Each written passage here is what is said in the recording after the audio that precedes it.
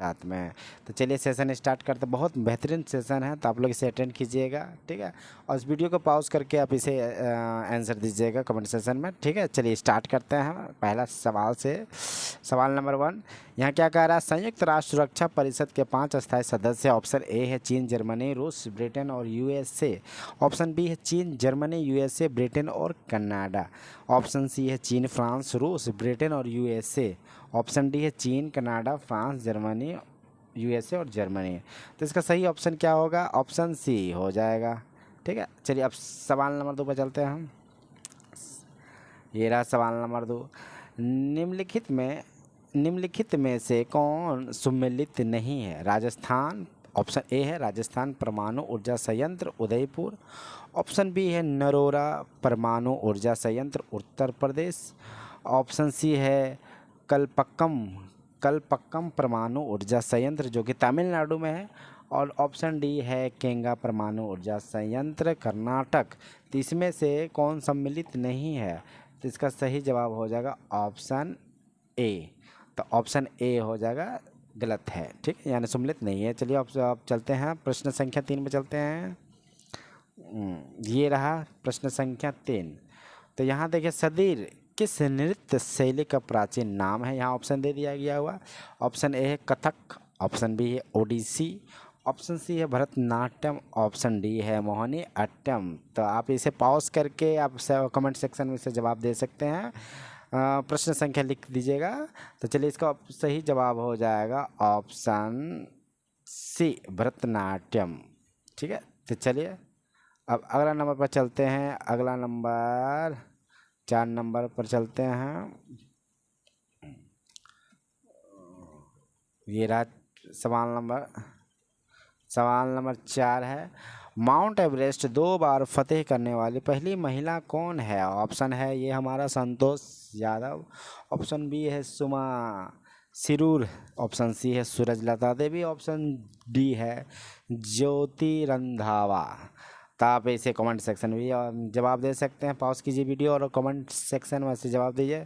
तो इसका सही जवाब होगा ऑप्शन ए, ठीक है। तो चलिए सवाल नंबर 5 पर आते हैं हम। सवाल नंबर 5, तो अब देखिए सवाल नंबर 5 में क्या है, क्वांटो मैदान किस देश में है। ऑप्शन ए चीन, कंबोडिया, न्यूजीलैंड, जापान। तो इसका सही जवाब होने वाला है ऑप्शन डी। कमेंट सेक्शन में दे दीजिएगा इसका जवाब प्रश्न संख्या के साथ में। चलिए ऑप्शन डी इसका सही जवाब है, क्वांटो मैदान किस देश में, जापान में है। तब चलिए सवाल नंबर 6 में चलते हैं, 6 में चलते हैं। सवाल नंबर 6 में क्या कह रहा है, यह करंट अफेयर्स क्वेश्चन है, निम्न में से कौन सा कथन असत्य है।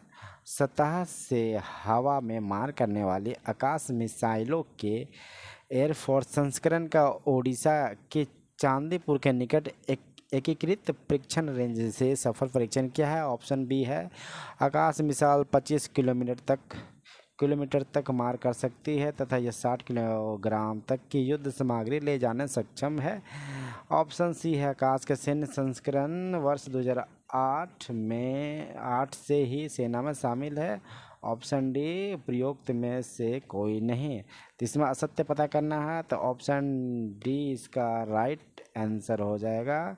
ऑप्शन डी इसका राइट आंसर है, ठीक है।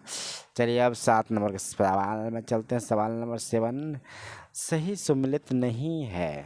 ऑप्शन ए 29 दिसंबर अंतर्राष्ट्रीय शिक्षा दिवस, 24 दिसंबर राष्ट्रीय उपभोक्ता अधिकार दिवस, ऑप्शन सी 23 दिसंबर किसान दिवस, ऑप्शन डी 18 दिसंबर अंतर्राष्ट्रीय प्रवास दिवस। यानी इसमें सम्मिलित नहीं है, तो ऑप्शन इसमें कौन सा हो जाएगा, ऑप्शन ए हो जाएगा 29 दिसंबर जो कि अंतर्राष्ट्रीय शिक्षा दिवस नहीं है। इसका सही जवाब इसका है 24 जनवरी होता है जो कि यही है। इसका सही जवाब ए 29 दिसंबर अंतर्राष्ट्रीय शिक्षा दिवस नहीं है।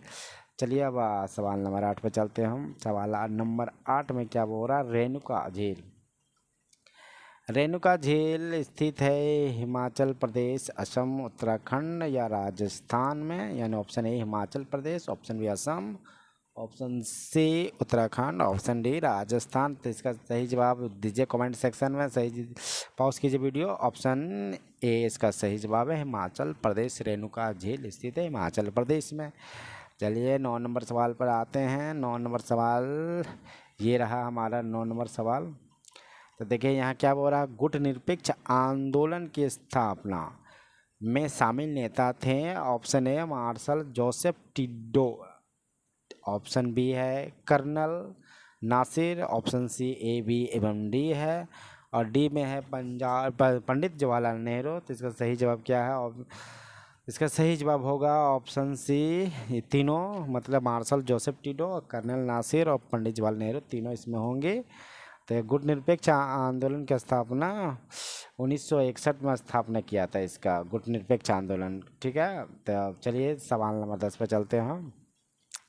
सवाल नंबर 10 ये है, हाँ ये रहा सवाल नंबर 10। डायना मंदिर हेतु प्रसिद्ध स्थान है, डायना मंदिर हेतु प्रसिद्ध स्थान है। Option A Kathmandu, option B Mecca, option C Bethlehem, option D Ephesus. तो इसका सही ऑप्शन क्या होगा? जल्दी दीजिए कमेंट सेक्शन में इसका जवाब, वीडियो पॉज कीजिए। तो इसका सही जवाब होगा ऑप्शन डी होगा। क्या हो जाएगा? ऑप्शन डी, 10 का डी होगा।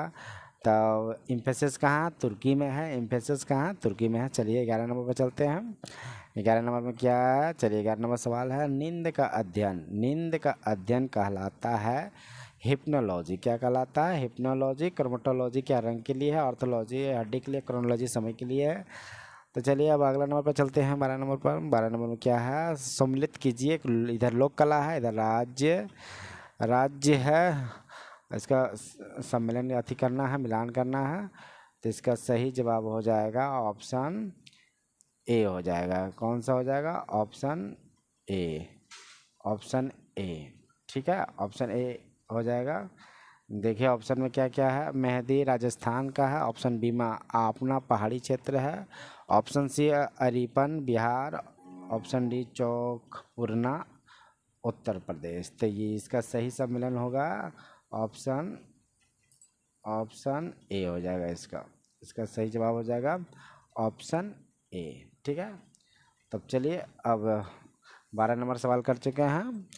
अब चलिए 13 नंबर सवाल पर आते हैं। 13 नंबर सवाल, चलिए 13 नंबर सवाल पर आते हैं। तो यहाँ पर क्या बोल रहा है, निम्न में से कौन सा एक युग में सुमेलित है? ऑप्शन ए लाल त्रिकोण परिवार नियोजन, ऑप्शन बी रेड क्रॉस डॉक्टरी सहायता अस्पताल खतरा यातायात को रोकने का चिन्ह है, ऑप्शन सी में है हरा प्रकाश रास्ता साफ सिग्नल, ऑप्शन डी सभी सुमेलित। 13 नंबर, तो इसका सही जवाब क्या हो जाएगा? जल्दी कमेंट सेक्शन में इसका जवाब दीजिए। सभी सुमेलित सही है, सभी सम्मिलित सही है, इसमें सभी आंसर सही है।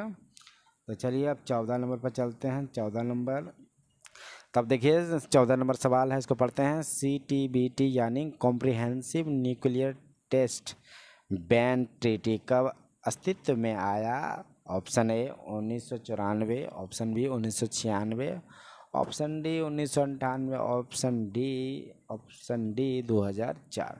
तो इसका सही जवाब हो जाएगा ऑप्शन बी 1996। CTBT जो है कि परमाणु प्रसार को रोकने के लिए ये CTBT लाया गया था, comprehensive nuclear test ban treaty. ठीक है, जो कि परमाणु प्रसार को रोकने के लिए था, जो कि 1996 में इसका स्थापना किया गया था। चलिए, तो अस्तित्व में आया था। चलिए अब अगला 15 नंबर पर सवाल पर आते हैं। 15 नंबर सवाल पर आते हैं। हाँ, तो ये रहा 15 नंबर सवाल को पढ़ते हैं। डाओ चैंग येडिंग एयरपोर्ट कहाँ स्थित है? तो ऑप्शन है, देखिए यहाँ पर दिया हुआ, option A Thailand Philippines, option A Thailand, option B Philippines, option C चीन, ऑप्शन डी तिब्बत। तो इसका सही जवाब होगा ऑप्शन डी तिब्बत। ठीक है, चलिए 15 नंबर सवाल पर चलते हैं हम। 15 नंबर हो गया। 16 नंबर पर आते हैं। लास्ट सफ़र किसने चित्रित किया था? यहाँ पर ऑप्शन दिया हुआ है माइकल एंजेलो, ऑप्शन बी है Leonardo da Vinci, option C है पाब्लो पिकासो, ऑप्शन डी है रैम्ब्राट। तो इसका सही जवाब आप दे सकते हैं कमेंट सेक्शन में, जल्दी दीजिए, पॉज कीजिए वीडियो। तो इसका सही जवाब हो जाएगा option B Leonardo da Vinci. चलिए अब अगला नंबर पर चलते हैं। 17 नंबर सवाल पर 17 नंबर सवाल पर आते हैं। देखिए ये है 17 नंबर के सवाल।